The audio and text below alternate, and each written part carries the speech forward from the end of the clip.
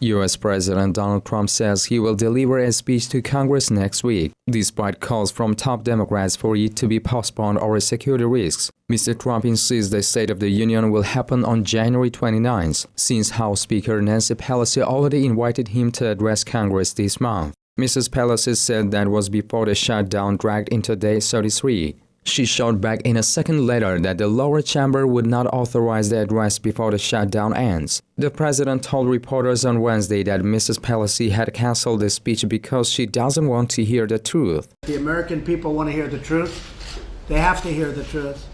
And the truth is all about, and said, I think, and I hope well, we were planning on doing a really very important speech in front of the House and the Senate, the Supreme Court, and everybody else that's there. It's called the State of the Union. It's in the Constitution.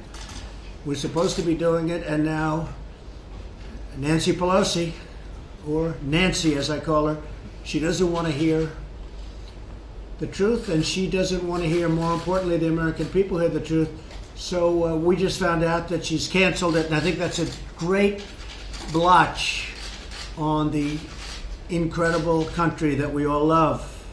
It's a great, great, horrible mark. I don't believe it's ever happened before, and it's always good to be part of history, but this is a very negative part of history. This is where people are afraid to open up and say what's going on.